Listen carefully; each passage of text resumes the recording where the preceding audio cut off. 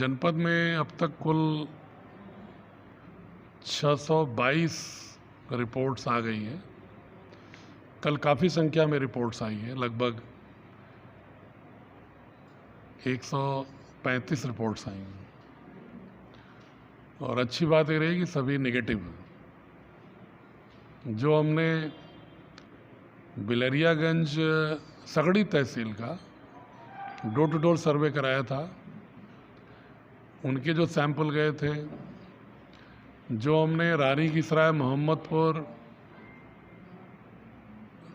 ठेकमा और मार्टिनगंज का कराया था डोर टू डोर, उसके जो सैंपल गए थे, जो फूलपुर, माहौल, अहरौला, पवई के गए थे, उनके सारे सैंपल आ गए हैं जो सभी निगेटिव हैं। तो अच्छी बात यह है कि उन क्षेत्रों में जो हमने रैंडम स्पेशल अटेंशन जोन बना के जो डोर टू डोर कराया और उनके आधार पर जो हमने रिपोर्ट्स ली, तो उस एरिया में अभी तक कोई संक्रमित व्यक्ति नहीं मिला है। आज हम आजमगढ़ नगर पालिका का सैंपलिंग करा रहे हैं।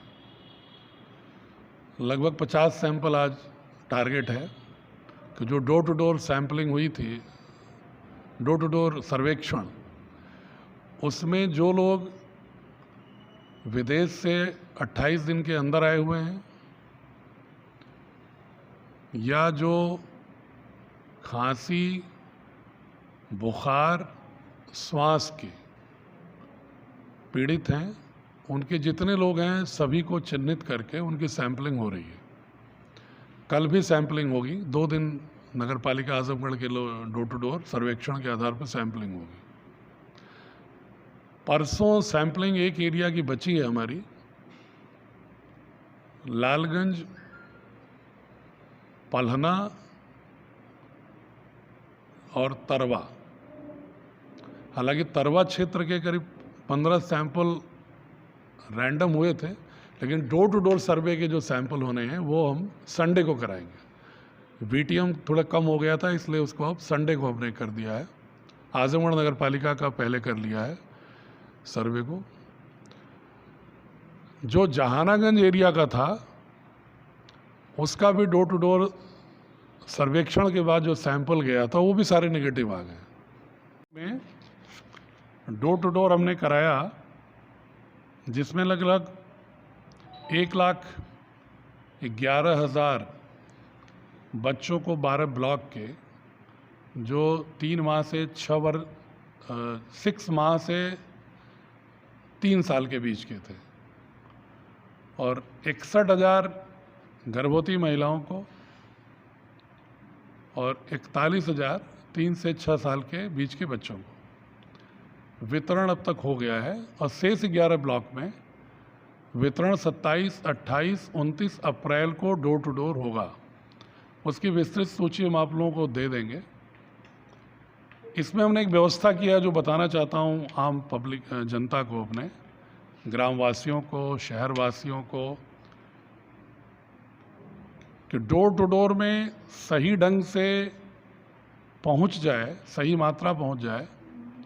इसके लिए हमने कंट्रोल रूम में जो प्रत्येक ब्लॉक के एक प्रभारी हमारे चकबंदी के अधिकारी हैं, उनके पास हम ब्लॉक का श्रेणीवार लाभार्थियों का ऑफलाइन डेटा कंप्यूटर का उपलब्ध करा रहे हैं। और प्रत्येक गांव से रैंडम 6 लोगों से वो फ़ोन करके पूछेगा कि क्या आपको इतनी मात्रा में ये वितरण हुआ है कि नहीं हुआ है, ताकि हम इसको क्रॉस चेक कर सकें कि वास्तव में ग्रास रूट तक डोर टू डोर पहुंच गया है। ये व्यवस्था कर रहे हैं। और वैसे हमारे विश्वास है कि आंगनबाड़ी कार्यकर्तियों ने काफ़ी मेहनत किया है, लेकिन जहाँ भी कहीं शिथिलता होगी वो इससे अनवील हो जाएगा, पता चल जाएगा। एक बेलैसा में खरीदारी करने वाले जाने लोगों को, व्यक्तिगत जो उपभोक्ता थे, उनको रोक लगाने से भीड़ कम तो हुई थी, लेकिन आज सुबह मैं 4 बजे दौरा किया था। चूँकि बेचने वाले किसान और फुटकर व्यापारी दोनों एक ही समय आने पर काफ़ी भीड़ रहती है। तो हमने बहुत विचार करने के बाद, वहाँ चर्चा करने के बाद एक व्यवस्था किया है कि अब सुबह 3 बजे से लेकर, जब भी मंडी खुलती है 2:30-3 बजे, 5 बजे तक सिर्फ किसान थोक व्यापारियों को अपना उत्पाद बेचेगा। 5 बजे तक कोई भी खरीदने वाला नहीं जाएगा, सिर्फ किसान बेचने वाला जाएगा। और इसके बाद 5:30 से 8 के बीच में जो फुटकर व्यापारी, थोक व्यापारी से खरीद कर बाद में बाज़ारों में बेचते हैं, उनके लिए खुला रहेगा। उसमें भी 2 समूह होंगे। मेनगर, निज़ामाबाद और लालगंज के जो फुटकर व्यापारी हैं वो 5:30 से 4:30 के बीच खरीदेंगे, और जो सगड़ी और सदर के होंगे फुटकर व्यापारी, वो 6:30 से 8 के बीच खरीदेंगे।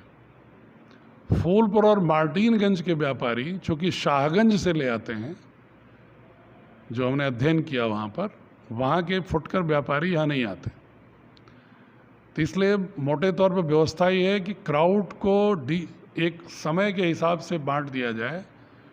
सिर्फ किसान रहेगा 5 बजे तक, 5:30 से लेकर 6:30 तक मेनगर, लालगंज और निज़ामाबाद के फुटकर व्यापारी खरीदेंगे, और उसके पश्चात फिर 6:30 से 8 के बीच में सगड़ी और सदर के फुटकर व्यापारी खरीदेंगे, ताकि वहाँ पर भीड़ हमारी नियमित रहे।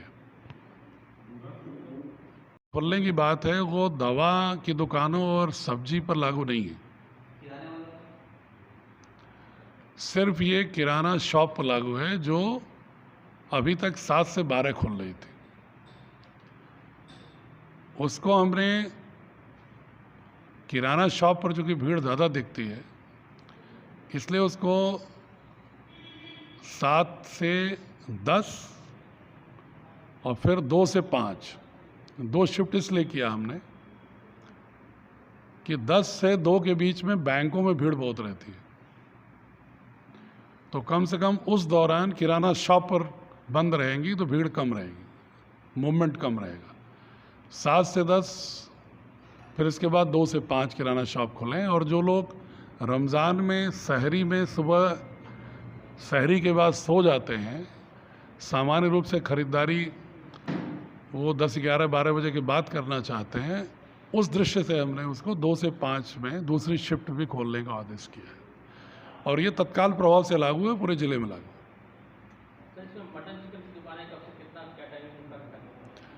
मटन चिकन की कोई दुकान के विषय में कोई रोक नहीं है।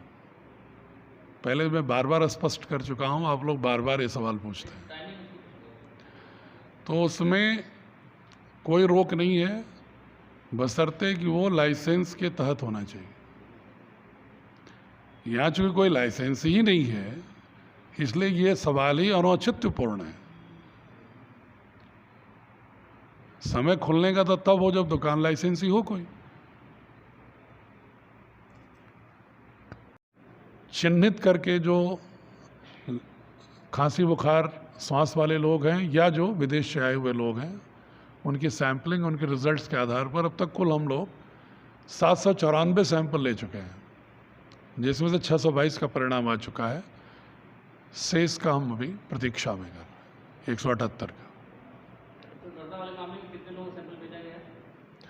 बर्दा के मामले में 3 लोगों का सैंपल भेजा गया। उनकी रिपोर्ट अभी नहीं आई। मुबीर, उनकी रिपोर्ट इन्होंने 20 को भेजा था, 21 को सुबह रिसीव हुई थी। उम्मीद आज शाम में जैसे आएगी मैं बता दूंगा। अब इसके विषय में हम कोई टिप्पणी अभी नहीं कर सकते, क्योंकि वो शादी हुई थी लॉकडाउन के पहले शुरुआत में, और वो कुछ लोग कह रहे हैं कि जौनपुर होटल में था, फिर वहाँ से निकला, बट ऑथेंटिक नहीं है। तो पुलिस को हमने कहा कि इसको इन्वेस्टिगेट करें कि वो 23 मार्च को कैसे निकला और कब तक यहाँ जनपद में था। जो अनौपचारिक सूचना है कि वो आजमगढ़ में से शादी के नेक्स्ट डे निकल गया और जौनपुर में एक आध हफ्ते रुका किसी होटल में, और फिर वहाँ से फिर लॉकडाउन के दौरान कैसे गया मतलब इट्स नॉट श्योर, इसलिए मैं कोई ऑथेंटिक कमेंट इस पर नहीं कर सकता। कुछ लोग कह रहे हैं 21 मार्च, कुछ लोग कह रहे हैं 23 मार्च। लॉकडाउन नहीं था यार। चलो और नेक्स्ट क्वेश्चन, क्या नहीं खोलेंगे? नहीं, वो तो ऑलरेडी खोलने का पहले से है। हाँ, वो तो पहले से ही है। नहीं, बट उसके बारे में रोक नहीं था। नहीं, देखिए ऐसा है, डेटा रिचार्ज के चक्कर में पूरी दुकान खोल लेते हैं लोग, इसलिए बंद है। लेकिन जहाँ पर कोई इसका सेंटर है, जहाँ पर इन चार्जिंग के, उनको बंद करने का ऑर्डर शुरू से नहीं है। हाँ हाँ, उन पर कभी रोक नहीं है। लेकिन आप ये कहिए कि साहब वो रिचार्जिंग के बहाने पूरी दुकान खोल के बैठ जाइए, तो वो पॉसिबल नहीं है।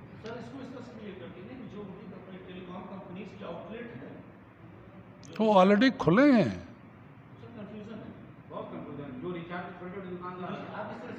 नहीं, जितने भी टेलीफोन ऑपरेटर्स हैं, उनकी जो कंपनीज हैं, उनके आउटलेट्स को कोई प्रतिबंध नहीं है। ना उनके ऑफिस को प्रतिबंध है, ना उनके आउटलेट को प्रतिबंध है। लेकिन उसके बहाने अन्य क्रय विक्रय के लिए अगर कोई दुकान खोलता है तो अपराध है। उसके बारे में मैंने देखा कि विक्रय के लिए जो दुकानें लगी थी वो 1-1 मीटर दूरी पर थी। हमने वहाँ पर ई और इंस्पेक्टर को बुला करके ये कहा है कि जो पीछे जगह साफ़ नहीं थी उसको जेसीबी लगा करके पूरे साफ़ करा दें, और दुकानों के बीच का अंतराल कम से कम 4 मीटर कर दें, जिससे कि भीड़ और डिस्पर्स हो जाए, तो वेस्टली में भी थोड़ा क्राउड सोशल डिस्टेंसिंग को पालन करने में आसानी हो। तो वो भी कल से आपको मिलेगा, थोड़ा डिफरेंट मिलेगा। मिशन सिस्टम इतना क्विक है कि जो राजस्थान में जो पॉजिटिव मिला तो उसने एड्रेस पूछ करके राजस्थान के लोगों ने हमें खबर किया और ग्राम प्रधान को भी खबर किया। आजकल जब भी ऐसे कोई केसेस आते हैं तो एक दूसरे को शेयर करते हैं हम लोग इन्फॉर्मेशन को।